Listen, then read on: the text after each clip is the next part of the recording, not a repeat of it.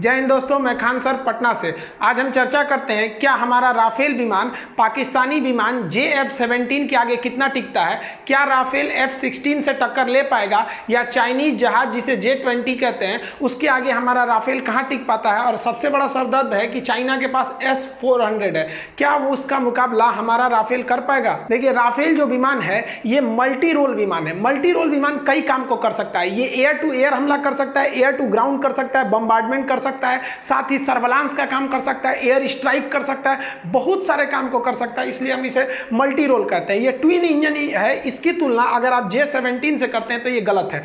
J-17 इतना घटिया विमान है, ये चाइना से बना गया है, ज्वाइंट फाइटर, चाइना पाकिस्तान दोनों मिलकर बनाए हैं। ये इतना घटिया है कि इसके आगे का जो रडार लगा हुआ था, इस आगे के रडार को रिप्लेस करके इसके जगह पे यूरोपीय रडार को लगाया गया। अब आप बताइए, किसी भी इंसान के लिए सबसे जरूरी उसकी आंख होती है, उसी तरह जहाज का सबसे जरूरी उसका रडार होता है। तो रडार ही किसी काम का नहीं रहा तो जहाज को पता कैसे चलेगा कि दुश्मन क्या आ रहे हैं। और ये JF-17 इतना घटिया है कि खुद पाकिस्तान को और उसके पायलटों को भरोसा नहीं है इस जहाज पर, इसलिए कभी भी पाकिस्तान JF-17 को भारत के बॉर्डर के करीब नहीं रखता है। जबकि पाकिस्तान की दुनिया में केवल हम ही लोग से तो एक तो उसको टेंशन है, और वो उसको अफगानिस्तान क्यों रखता है। भाई साहब, अफगानिस्तान के पास कहाँ कोई फाइटर वोटर है, वो कहाँ लड़ने आते हैं, वहां पे तो खुद ही अभी इंटरनल इशू चल रहा है, तो वो इसको नहीं रखता है। वो किसे सामने रखता है तो F-16 को रखता है। F-16 में एक प्लस पॉइंट ये है कि दुनिया में इसने बहुत सारी लड़ाइयों में रोल निभाया है, लेकिन पाकिस्तान के साथ एक प्रॉब्लम ये है कि जो हमें राफेल मिला है वो एकदम एडवांस वर्जन है।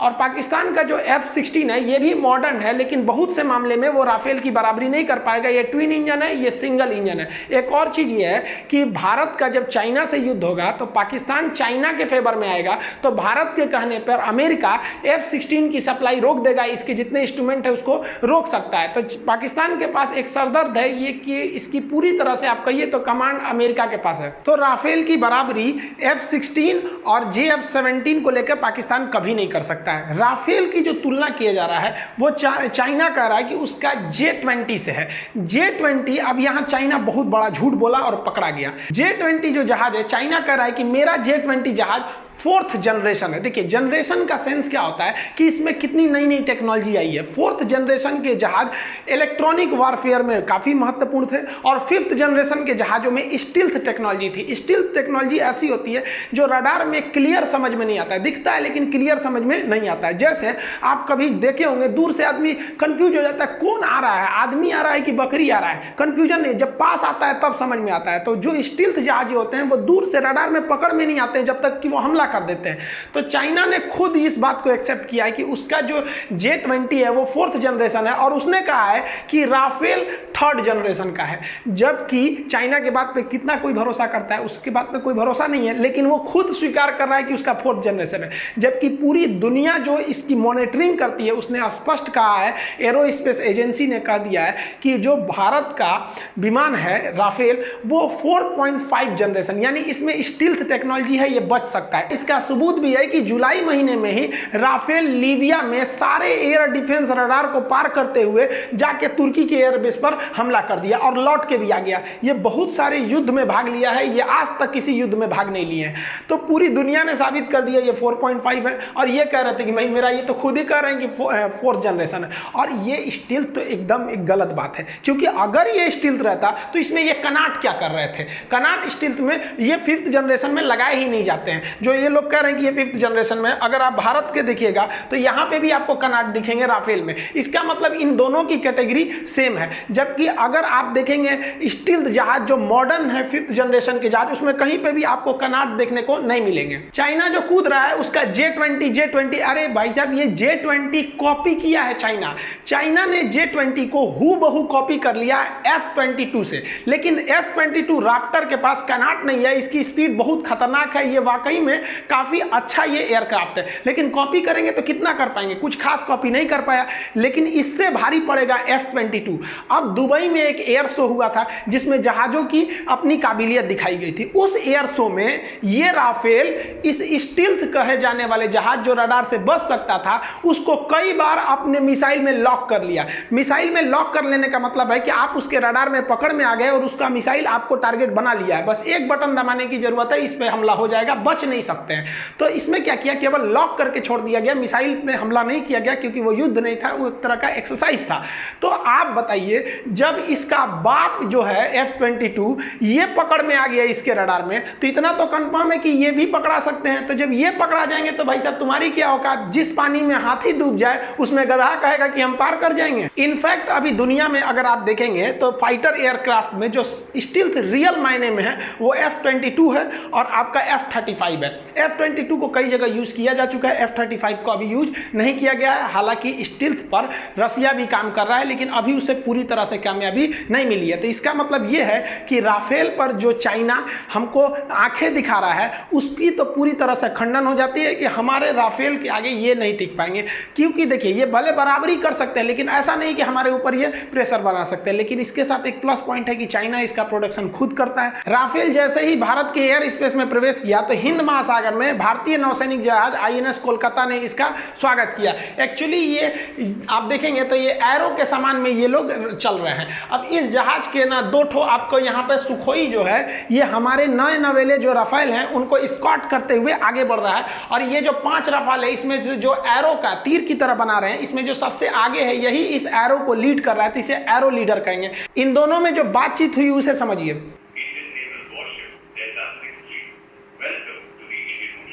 यानी इंडियन नेवल वॉरशिप डेल्टा 6 जो है वो कह रहा है कि आपका इंडियन ओशियन में स्वागत है।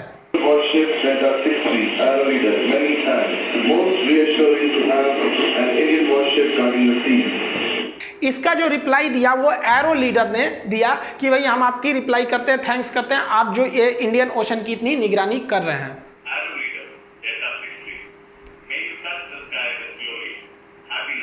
आप अगर एक चीज गौर करेंगे तो जो INS कोलकाता से आवाज आ रही है वो बड़ा क्लियर है, क्योंकि INS कोलकाता जो है वो समुद्र में है, उसके लिए रेडियो सिग्नल बड़ा इजी है। लेकिन जो एरो लीडर की आप बात सुनेंगे इसमें घड़घड़ाहट है, क्योंकि ये यहाँ पर ना ऊंचाई पे नेटवर्क नहीं रहता है, जो रेडियो सिग्नल्स आते हैं वो उतने क्लियर नहीं रहते हैं, जिस वजह से इसकी आवाज में भारीपन रहेगा।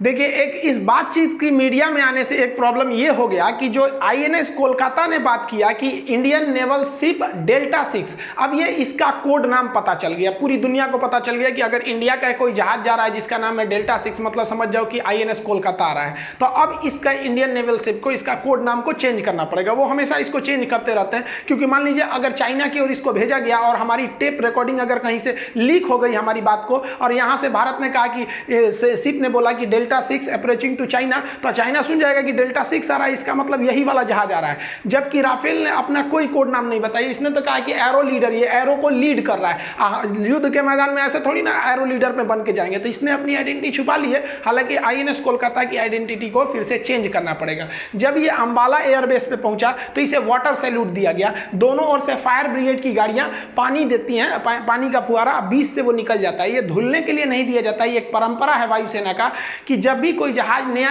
एंट्री करता है हमारे बेड़े में तो उसे वाटर सैल्यूट किया जाता है। और जब ये अपनी सेवाओं को देने के बाद जब फाइनली रिटायर होता है तो फिर इसे वाटर सैल्यूट दिया जाता है। ये एक तरह का प्रोटोकॉल है। राफेल विमान के जो हार्ड पॉइंट है, इसमें बहुत ही घातक हथियारों को आप ले जा सकते हैं। इसमें एक्स्ट्रा फ्यूल टैंक को ले जा सकते हैं, जिसे हम ड्रॉप टैंक कहते हैं। ये मिसाइल नहीं होता है, ये एक्स्ट्रा फ्यूल टैंक होते हैं जिन्हें हम लोग एक्स्ट्रा में ले जाते हैं ताकि हम दूर तक जा सके। अगर दुश्मन हमला करने लगता है या हमें भाग के आना रहता है तो इसे ड्रॉप कर दिया जाता है, ये जमीन पे गिर जाते हैं।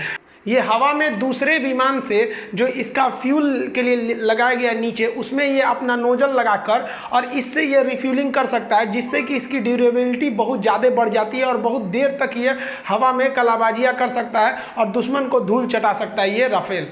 हालांकि बाकी अगर आप देखेंगे तो इसमें मिसाइलों की कोई कमी नहीं है। इसमें हर तरह के missile, air to air missile, air to surface missile, guided missile, laser guided missile, हर तरह के GPS गाइडेड मिसाइल, बॉम्बर है, कैनन है, हर तरह की इसमें मिसाइलों को लोड किया गया है इस राफेल में। इसमें एयर टू एयर हमला करने के लिए सबसे घातक जो मिसाइल दिया गया है वो मेटियोर मिसाइल दिया गया है। देखिए, मेटियोर मिसाइल का रेंज जो है वो 100 किलोमीटर है। इसी का एक छोटा भाई है माइका मिसाइल, उसकी रेंज जो है 80 किलोमीटर है। ये हवा से हवा में मार करते हैं, यानी दुश्मन के जहाज को मार देंगे। इसकी सबसे बड़ी जो विशेषता है, इन दोनों मिसाइल की जो रफ्तार है वो है 4 मैक। 4 मैक का मतलब होता है ये ध्वनि की रफ्तार से 4 गुना तेज चलेंगे, जबकि चाइना के पास ऐसा कोई जहाज नहीं है जो 2 मैक से ज्यादा चल सके। इसका मतलब जितनी रफ्तार से तुम भागोगे उससे ये 4 गुना तुम्हें दौड़ाएगा, तो बचने की सवाल नहीं है। और इन मिसाइलों का जो एक नॉट स्केप जोन होता है, नो स्केप जोन, वो 60 किलोमीटर है। अगर आपको 60 किलोमीटर के एरिया में अगर राफेल ने पकड़ लिया तो आप भूल जाइए कि आप जिंदा बच के जाएंगे, क्योंकि इनकी रफ्तार इतनी भयानक होती है। एक्चुअली में राफेल को खतरनाक बनाते हैं यही सब उसके घातक मिसाइल बना देते हैं। इसके अलावा जो राफेल में सबसे खतरनाक है वो स्काल्प मिसाइल।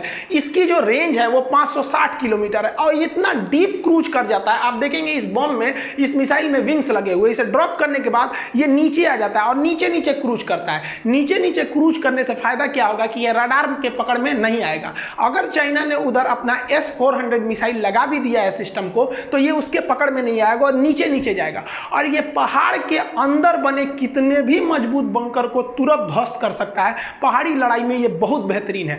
लेकिन इसका क्या है कि रेंज बहुत ज्यादा है और वेट ज्यादा होने की वजह से इसे ज्यादा संख्या में नहीं ले जा सकते, इसलिए इसका एक सब्स्टिट्यूट लाया गया जिसे हैमर मिसाइल कहते हैं। देखिए, हैमर एक्चुअली बम है, लेकिन टेक्निकली भाषा में जिस बम में मॉड्यूल लगे रहते हैं जिससे कि उसके डायरेक्शन चेंज हो जाए, तो ऐसे बम को हम मिसाइल की कैटेगरी में रखते हैं। तो आप इसे हैमर, तो रियल में इनफैक्ट ये बम ही है, लेकिन टेक्निकली देखेंगे तो ये एक मिसाइल का काम करता है, इसलिए आप इसे मिसाइल भी कह सकते हैं। मॉड्यूल लगे होने की वजह से ये भी क्या करता है, सेम ऐसे ही फंक्शन करेगा, डीप क्रूज करेगा, नीचे आएगा और नीचे नीचे जाकर दुश्मन के किसी भी बंकर को ब्लास्ट कर सकता है। खास करके लद्दाख की एरिया में ये काफी ज्यादा साबित हो जाएगा। और अगर मान लीजिए कि हमारा राफेल जो चाइना का S-400 एंटी एयरक्राफ्ट मिसाइल है उसके रेंज में नहीं आना चाहता है, तो S-400 की जो रेंज है वो चाइना को जो दिया गया उसकी रेंज केवल 300 किलोमीटर है, क्योंकि चाइना MTCR का सदस्य न होने की वजह से उसे 300 किलोमीटर से ज्यादा मारक क्षमता की मिसाइल नहीं दी जा सकती है। जबकि भारत जो है MTCR का सदस्य है, हमें जो मिसाइल दिया जाएगा S-400 उसकी मारक क्षमता 400 किलोमीटर होगी।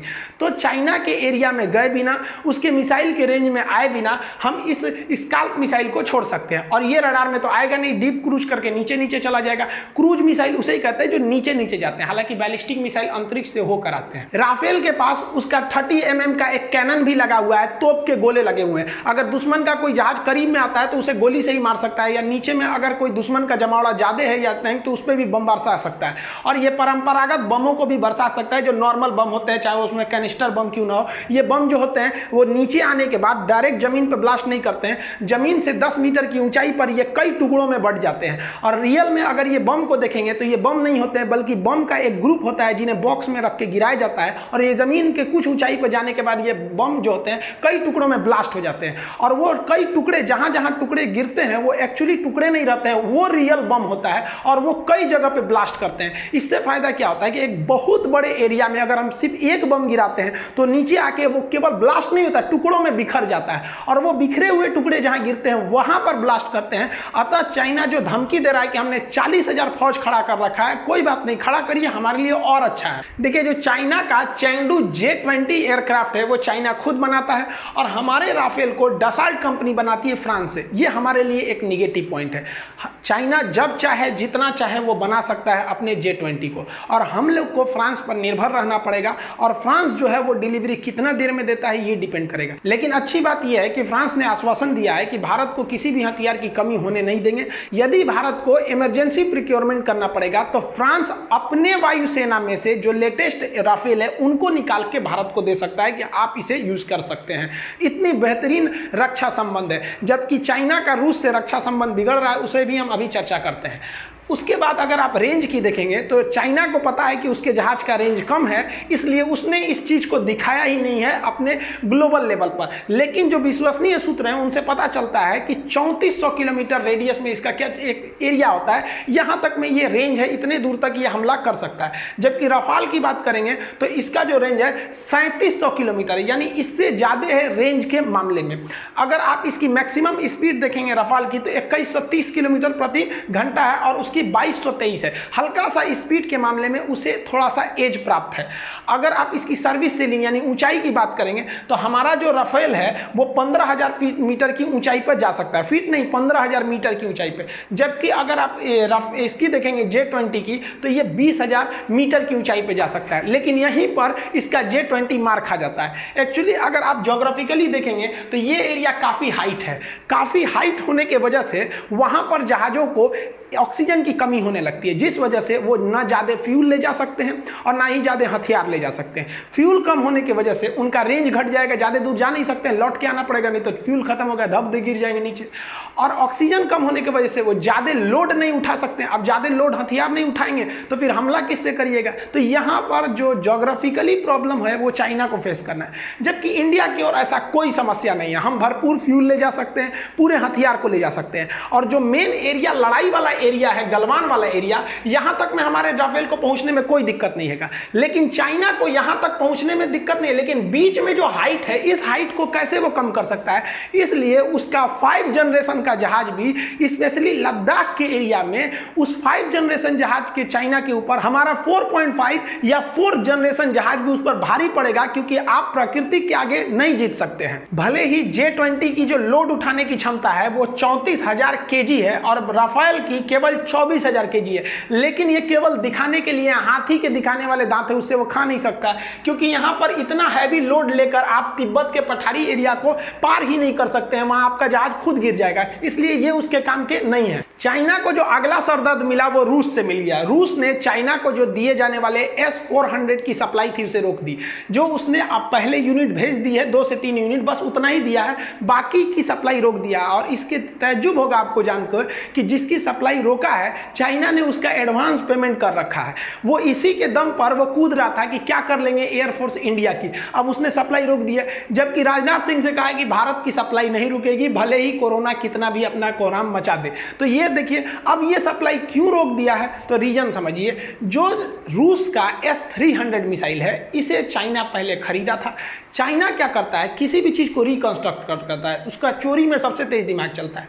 S-300 मिसाइल का एकदम सेम टू सेम कॉपी किया, बस पेंटिंग अलग बदल दिया, उसका नाम रख दिया HQ-9 और इसे पाकिस्तान को बेच रहा है। अब बताइए, मेहनत करे मुर्गा अंडा खाए फकीर। तो इसलिए रूस जो है पूरी तरह से खफा है चाइना से, उसने रोक दिया है, कहा कि भाई आप स्पाइंग कर रहे हैं, हमारे जो मिलिट्री इक्विपमेंट है उसको आप चोरी करके और खुद कमर्शियल उसका लाभ उठाना चाहते हैं, इसलिए वो रोक दिया है। इस सप्लाई रोकने के लिए अभी के वक्त में जो सप्लाई रोका गया है वो बहुत बढ़िया टाइम पे रोका गया। इसका चाइना को बहुत बड़ा खामियाजा भुगतना पड़ेगा। चाइना ने क्या सोचा कि गलवान के एरिया में हम यहाँ इंडिया को फंसा के रख लेंगे और इस एरिया में ताइवान और जापान को फंसा लेंगे, क्योंकि उसे पूरी तरह से कंफर्म पता था कि अगर हम यहाँ S-400 मिसाइल को तैनात कर देंगे तो यहाँ से जहाज एंट्री नहीं कर पाएगी, और यहाँ तैनात कर देंगे तो इंडिया का एयरफोर्स यहाँ से एंट्री नहीं कर पाएगा। लेकिन हो गया उलट। जो चाइना का पास S-400 मिसाइल है वो खुद ही इतने पर्याप्त नहीं है कि इस पूरे एरिया को कवर कर सके S-400 यहाँ पर, तो वो यहाँ कैसे कवर कर पाएगा। तो एक चाइना के लिए सरदर्द हो गया, यहां लगाओ या यहां लगाओ, क्योंकि रूस ने तो रोक दिया है वहां पर। और यहां पर क्या किया है, ताइवान पूरी तरह एग्रेसिव हो गया है, जापान एग्रेसिव हो गया है, और यहां पर डोनाल्ड ट्रंप जो है वो इतने भी भड़के हुए हैं चाइना पर कि वो प्रोटोकॉल तक भूल गए हैं। उनको कहना चाहिए कि चीन के राष्ट्रपति की ये नीतियां गलत है, तो सीधे नाम लेके बुला रहे हैं कि शी जिनपिंग की नीति गलत है। हालांकि इंटरनेशनल प्रोटोकॉल में आप किसी भी देश के प्रधानमंत्री को नाम लेके नहीं बुलाएंगे, जैसे हमारे मोदी जी को बुलाना होता है तो कहेंगे कि भारत के प्रधानमंत्री, नहीं कहेंगे कि मोदी जी। आपके कोई ये आप दोस्ती में बात थोड़ी कर रहे हैं। तो ये पूरी तरह से ट्रेड वार में भड़के हुए इन पर, और इन्होंने पूरी नेवी को लगा दिया यहाँ पे साउथ चाइना सी में। अब चाइना के लिए सरदर्द है कि चाइना के लिए मौत बन के ये नेवी खड़ी है। और हद तो तब हो गया जब ये डोनाल्ड ट्रंप ने क्या किया कि B-20 स्ट्राइकर बॉम्बर को लगा दिया साउथ चाइना सी में, इनको एकदम रेडी रखा गया। ये अभी के वक्त में सबसे घातक स्ट्रेटेजिक बॉम्बर है। स्ट्रेटेजिक बम्बर उसे कहते हैं जो बहुत दूर तक जाके बम गिरा सकता है, और ये इतना बम गिराता है कि जिस तरह से कारपेट कालीन बिछाया जाता है उस तरह बिछा देता है। और ये अभी तक का सबसे एडवांस स्टील्थ है। ये एक्चुअली फाइटर नहीं है, ये बम गिराने के काम में आता है। तो स्टील्थ बम्बर में ये अभी सबसे खतरनाक है। इसको अगर ये घुस गया ना, तो इसको तो S-400 भी अच्छा से नहीं डिटेक्ट कर पाएगा, बहुत ही कम डिटेक्ट कर सकता है इसको। कोई भी चीज़ 100% इनविजिबल रडार में नहीं हो सकती है। तो अब चाइना के लिए सरदर्द है कि भैया S-400 को इधर लगाओ कि इधर लगाओ। उस पर से मोदी जी अब आप हाथ जोड़ने से काम नहीं चलेगा, अब हाथ चलाना पड़ेगा, इधर उधर अब हाथ पर चलाइए। क्योंकि देखिए, आप अगर चाइना को, भारत को सोचेंगे कि वसुधैव कुटुंबकम, तो वो इंसान नहीं है जो इंसानियत से सुधरेगा। अब हमें भी कड़ा एक्शन लेना पड़ेगा। भारत सरकार यहाँ सबसे बड़ी गलती क्या करती है कि हम direct face to face China से लड़ना चाहते हैं। मोदी जी, हम भी आपसे पर्सनली कहना चाहते हैं कि चाइना हमसे फेस टू फेस नहीं लड़ता है। चाइना हमारे लिए पाकिस्तान को खड़ा कर देता है, और अमेरिका से लड़ना रहता है तो उत्तरी कोरिया को खड़ा कर देता है, किम जोंग को।